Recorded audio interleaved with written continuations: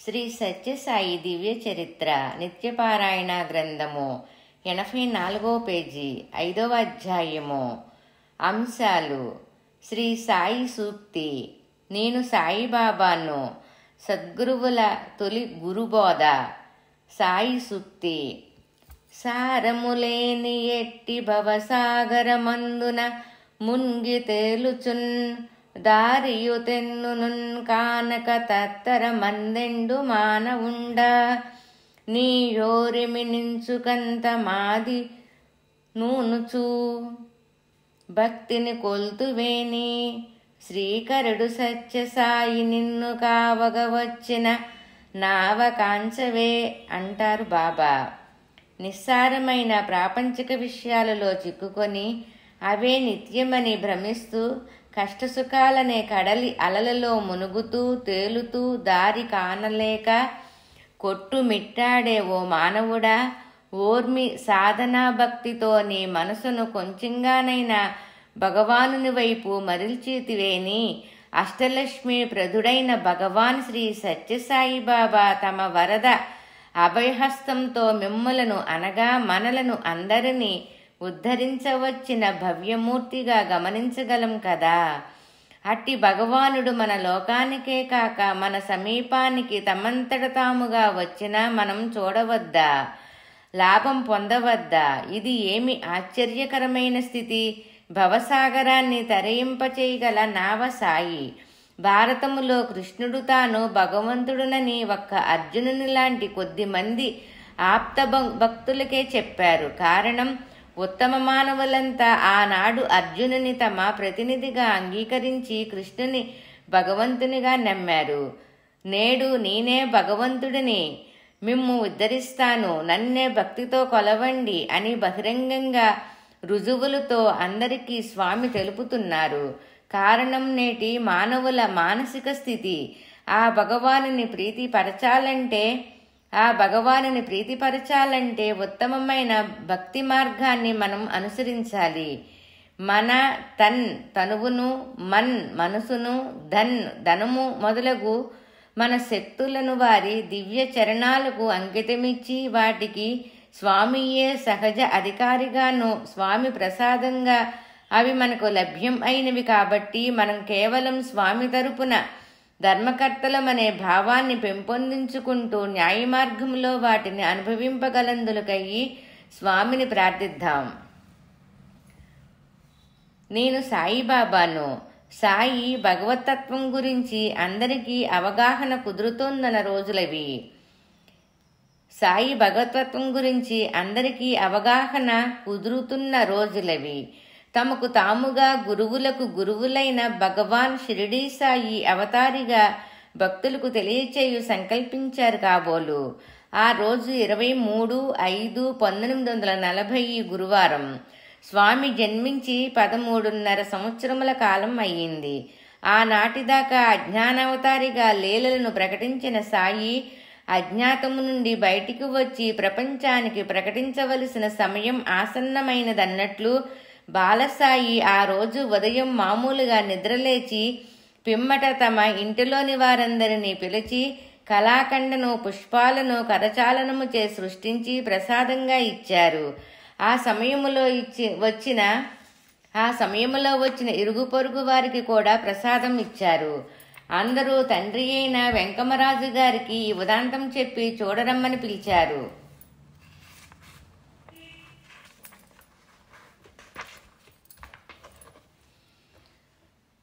జనులను త్రోసుకొని చెంతకు వస్తున్న అతన్ని చూచి కాళ్ళు చేతులు శుద్ధి చేసుకొని కోర్కెలు తీర్చు సత్యమును వేడుము అని శ్రీ సత్యం ఆదేశించారు.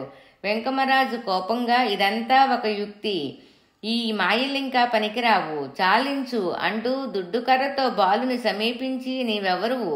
దేవునివా, దెయ్యమువా, పిచ్చివాడివా చెప్పు అని గద్దించాడు. స్వామి చాలా ప్రశాంతంగా నేను సాయిబాబాను అన్నారు. బాలుని జవాబు విన్న వెంకమరాజు మాన్పడిపోయాడు. చేతిలోని దుడ్డకర్ర తెలియకనే జారి పడిపోయింది. నేను సాయిబాబాను, ఆపస్తంభ సూత్రుడను, భారద్వాజ గోత్రుడను, మీ కష్టములు తొలగించి మిమ్ముద్ధరింపవచ్చిన వాడును, మీ మీ గృహములు పవిత్రముగా ఉంచుకొనుడు అని తమ పరిచయ ప్రకటన చేసిరి. సాయిబాబా అంటే ఒక తురకదెయ్యం అనుకునేంతటి అమాయకులు ఆ పల్లెవాసులు. వారికి ఆ షిరిడీ గ్రామం కానీ షిరిడీ సాయి కానీ తెలియదు. అంతటా వారు సాయిబాబా అంటే ఎవరు అని ప్రశ్నించగా, మీ వంశీయుడు వెంకావధూత నన్ను తన వంశములో అవతరించమని ప్రార్థించగా ఆ ప్రార్థనను మన్నించి నేను అవతరించి తిని అని చెప్పారు స్వామి. శ్రీ వెంకమరాజు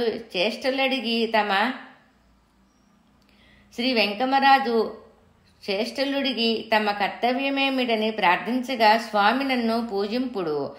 ప్రతి గురువారము మీ గృహాలు శుద్ధి చేసుకుని నిర్మలమైన మనసులతో నన్ను ఆరాధింపుడు, మీకు శుభమగును అని వాక్కిచ్చిరి. అక్కడ గుమిగూడిన గ్రామస్తులలో ఒకరు, మీరు సాయిబాబా అయినచో మాకొక దృష్టాంతమును చూపు అని కోరగా, స్వామి అక్షయప్రదమైన తమ చేతుల్లోనికి మల్లెపూలు తీసుకొని వాటిని పైకి విరజిమ్మగా ఆ తెల్లని మల్లెలు అనంతమయ్యి భూమిపై అక్షరాకృతి ధరించి అక్షయమైన స్వామితత్వాన్ని ప్రకటిస్తూ సాయిబాబా అన్న తెలుగు అక్షరాలుగా ప్రకటితమైనవి. తెరమరుగు చేసిన తమ షిరిడీ అవతారాన్ని చాలినన్ని మల్లెపూలతో కప్పమన్న స్వామి తెరపైకి తెచ్చిన తమ ప్రస్తుత సత్యసాయి అవతారానికి మధ్య గల స్వచ్ఛమైన సంబంధాన్ని అత్యంత సుందరంగా తెలియచెప్పారు ఈ సంఘటన ద్వారా. ఆనాడు షిరిడీ సాయి అవతార పరిసమాప్తి నొందిన తర్వాత దేహాన్ని మల్లెపూలతో కప్పమని ఆదేశించారు బాబా. లక్షణమామను ఇప్పుడు మళ్లీ మల్లెలను తామే విరజిమ్మి తొలగించి తాము తిరిగి ప్రభవించడానికి చెప్పక చెప్పారు. అక్కడ అంత్యమే ఇక్కడ ఆది అయ్యింది. సత్యంలోని అలౌకిక శక్తులను మహిమా విభూతులను చూచిన వారంతా సత్యం మానవమాత్రుడు కాడని, సాక్షాత్తు భగవానుడే ఈ భూమిపై అవతరించారని సంపూర్ణ విశ్వాసాన్ని ప్రకటించారు. కాని అన్న శేషమరాజు మాయావసుడై తమ్ముని ఎట్లయినా ఆంగ్ల విద్యా ప్రవీణునిగా చెయ్య సంకల్పించి మళ్లీ ఉరవకుండా తీసుకుని వెళ్లి యథాప్రకారం 8వ తరగతిలో చేర్పించారు. తమ కష్టముల నివారణకే శ్రీ సత్య సాయిబాబా అవతరించారని పల్లెల నుండి పట్టణాల నుండి వందల కొలది ప్రజలు రావటం, గురువారాలు సాయిని సింహాసనాధిష్ఠుణ్ణి చేసి ధూపదీప నైవేద్య మంగళహారతులతో ఆరాధించటం మొదలుపెట్టారు. ఉపాధ్యాయులు కూడా సాయిని పాఠశాల యందు శిష్యుని పాత్రలో చూడవలసి వచ్చిన పూజా సమయంలో భయభక్తులతో సాష్టాంగమనర్చి తమను ఉద్ధరింపవలసిన పరమగురువుగా భావించి సేవించుచుండెడువారు. ఉరవకొండలో గురువారపు పూజలు ప్రాముఖ్యత వహించెను. తమ హస్తచాలనము చేత వివిధ దేవతా ప్రతిమలు షిర్డీ నుండి బాబా ధరించిన అంగారక కఫ్ని, అక్కడ తమ రూపాన్ని భక్తితో నైవేద్యం ఇచ్చిన ఖర్జూరపు పండు, కలకండ, పుష్పాదులు ఇక్కడికి ఉరవకొండకు తెప్పించేవారు. విభూతి సృష్టించేవారు. సాయి కరుణకు పాత్రులైన భక్తుల ఆనందం ఆనాడు ఈనాడు అంతులేనిది. జగద్గురువుల తొలి గురు బోధ భక్తుల అవగాహనను క్రమక్రమంగా పెంచదలిచి సాయి తాము సాయిబాబానా అని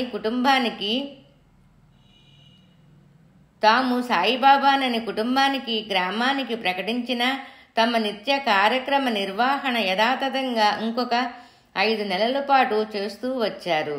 తమ అవతారాన్ని విశ్వవ్యాప్తంగా తెలియపరిచే అపూర్వకాలం ఆసన్నమైంది. ఇంట గెలిచి రచ్చగెలవమంటారు స్వామి. ఆ రోజు 20-10-1940 మామూలుగా పాఠశాలకని బయలుదేరిన స్వామి మార్గమధ్యము నుండి వెనుతిరిగి ఇంటికి వెళ్లి పుస్తకాలను వదిలివేసి ఇంటి గడపలో నిలబడి, నేను మీరనుకునే సత్యాన్ని కాదు, సాయిబాబాను అని బిగ్గరగా కేకవేశారు. ఆ సమయంలో స్వామిని అనుసరించి వచ్చిన ఆభార్కి ఇన్స్పెక్టర్ స్వామి శరీరం ఆవరించి ప్రకాశించుచున్న దివ్యకాంతిని చూచి అబ్బురపడ్డాడు. ఆ కేక విని ఇంటిలో నుంచి వచ్చిన వదిన గారు సత్యాన్ని, స్వామి శిరసు చుట్టూ ఉన్న దివ్య ప్రకాశాన్ని చూసి మాన్పడిపోయింది.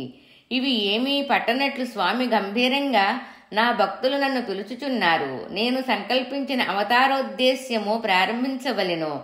ఇంకొక క్షణం కూడా ఇచ్చట ఉండ వీలు కాదు, నేను వెళుచున్నాను అని పలికారు. ఇంతలో అన్న శేషమరాజు వచ్చి తల్లిదండ్రులు వచ్చి వరకైనా ఆగమని ప్రాధేయపడ్డారు. తల్లిదండ్రులకు తెలపవలసిన ధర్మాన్ని సూచించిన అన్నగారిని కోరికను అంగీకరించి తల్లిదండ్రులకు తెలపవలసిన ధర్మాన్ని సూచించిన అన్నగారి కోరికను అంగీకరించి స్వామి ఆగిపోయారు. కానీ సంసారానికి ప్రతీక ఇల్లు అని ఇంటిలోనికి రాక ఎదురుగా ఉన్న ఆబ్కరీ ఇన్స్పెక్టర్ గారి తోటలోనికి పోయి అక్కడ ఒక రాతిపై ఆసీనులయ్యారు. ఇంతలో ఇది తెలిసి గుంపులు గుంపులుగా భక్తులు రాసాగారు. బాబా అప్పుడు భక్తులకు తమ తొలి అవతార సందేశాన్ని భజన రూపంలోనూ తాము సాయిబాబా అన్న సత్యాన్ని వ్యక్త రూపంగానూ అందించారు. బాబా అప్పుడు భక్తులకు తమ తొలి అవతార సందేశాన్ని భజన రూపంలోనూ తాము సాయిబాబా అన్న సత్యాన్ని వ్యక్త రూపంగానూ అందించారు.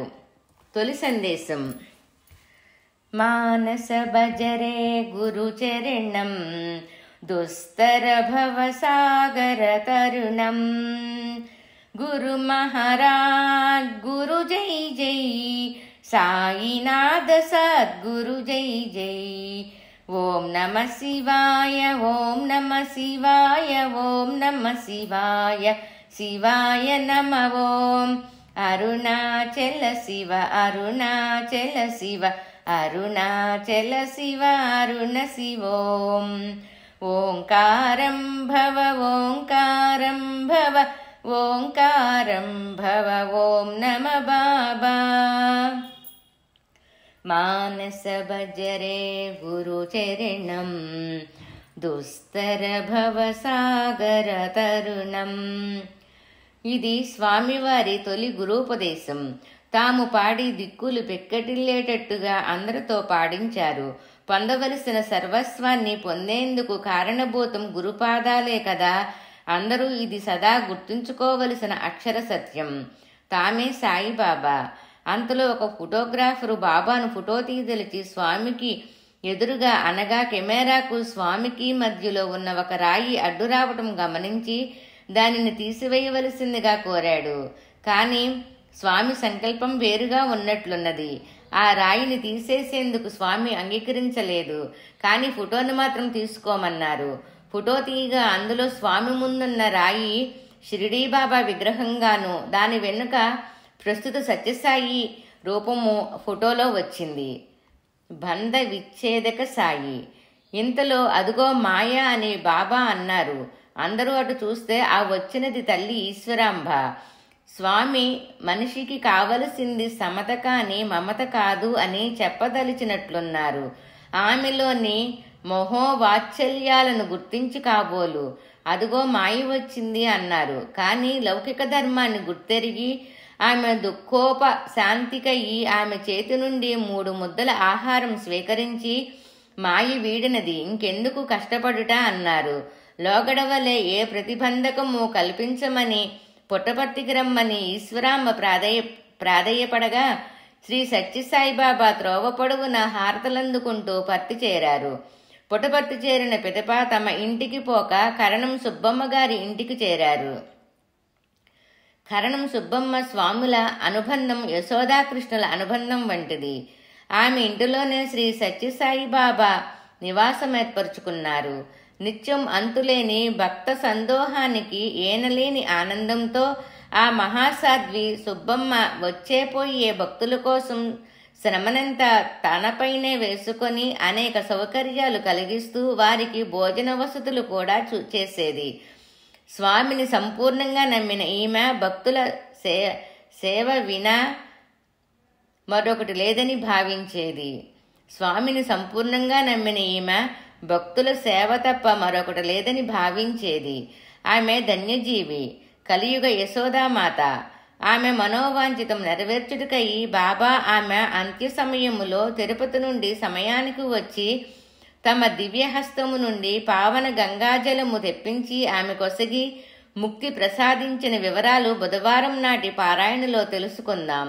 స్వామి పుట్టపర్తిలో తమ 60వ జన్మదినాన్ని పురస్కరించుకొని 60 ఇళ్లు గల ఒక చిన్న గ్రామవాటికను నిర్మింపచేసి దానికి కరణం సుబ్బమ్మ నగర్ అని నామకరణం చేసి గృహవసతి అవసరమైన పేదలకు ఉచితంగా పంచారు.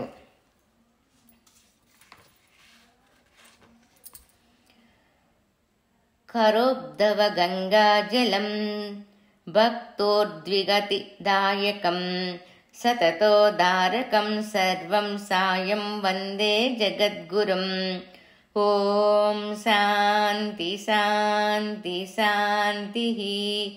శ్రీ సత్యసాయి దివ్య చరిత్ర 5వ అధ్యాయము సంపూర్ణం. 89వ పేజీ.